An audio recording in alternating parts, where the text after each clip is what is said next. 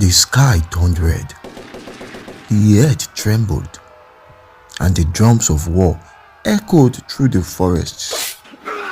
One kingdom rose in pride, another answered with fire. In the year 1818, the mighty walls of Akure shook as Benin's fury marched upon them. This was not just a battle, it was a storm of revenge, betrayal and blood.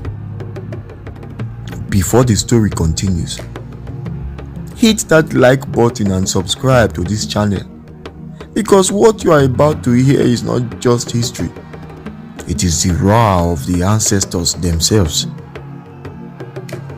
A long time ago, in a time before the white man came deep into our land, two great kingdoms lived in the forests of West Africa.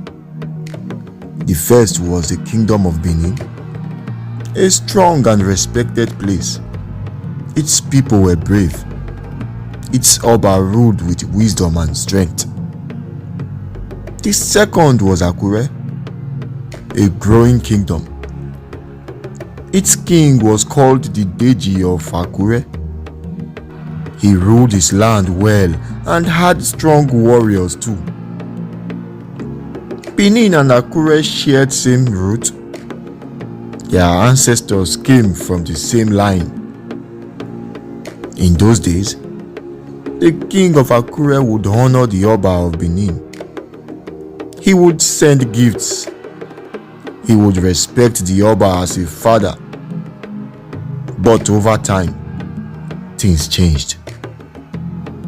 The Oba of Benin, Oba Oserende, sent a chief named Osagwe to Akure in peace.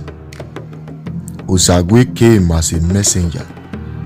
He carried a message of good news and war choral beads, symbols of the king's power. He also brought the chalk of good tidings, a sign of blessing from Benin. But the Deji of Akure, Arakale, looked at those beads with jealousy. He did not like the idea that another man carried such honor into his land. One day, a fight broke out in the market between Osagwe's wife and a tobacco seller. The Deji's men came. In the middle of the fight, Chief Osagwe was killed. Not only that, the Deji took the beads from Osagwe's body, the sacred beads from Benin, and kept them for himself. This was not just an insult. This was war. When news of Osagwe's death reached Benin, Oba Oserende was filled with pain and anger. He stood in his palace and said, "Akure has killed my voice. They have stolen my beads. They have disrespected my throne. I shall not sit and watch." He called his war chiefs, Izomo Erebo, brave and fierce; Ologbosere, master of the battlefield; Imara, the one who leads without fear. He called them together. He prepared for war. In the year 1818, the armies of Benin marched out. They took different paths towards Akure. Izomo came through Okearo. Ologbosere came through Okelisa. Imara came through Isikan. They moved like fire, destroying towns that refused to step aside. The sky was filled with smoke. Women cried, men ran. When they reached Okeelegbe, near Akure town, they brought out a cannon. Yes, a real cannon. A big one. The cannon fired and destroyed the Deji's palace wall. The people of Akure had never seen such power before.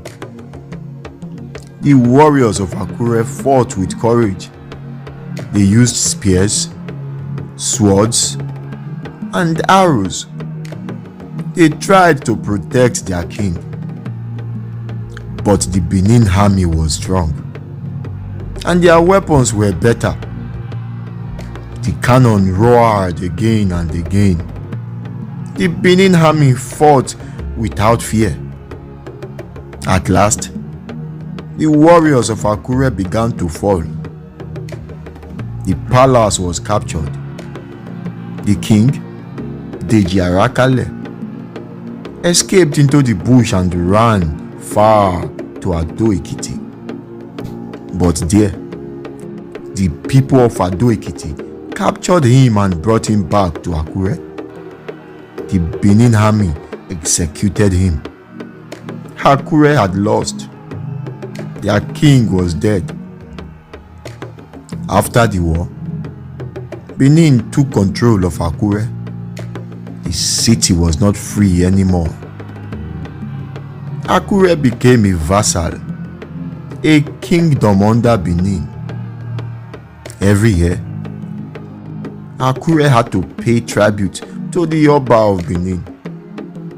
The people of Akure wept. Their palace was broken. Their king was gone. Their land now bowed to another. In their journey, the Benin army did not spare other towns. They attacked Isikan, Isolo, and Ulafon. These towns tried to fight back, but they were too small. Some of their people were killed. Others were captured. Many ran into the forests and never returned. Even women and children suffered. The war left scars on the land that could not be healed quickly. Let us speak of the weapons used in this war. Cannon.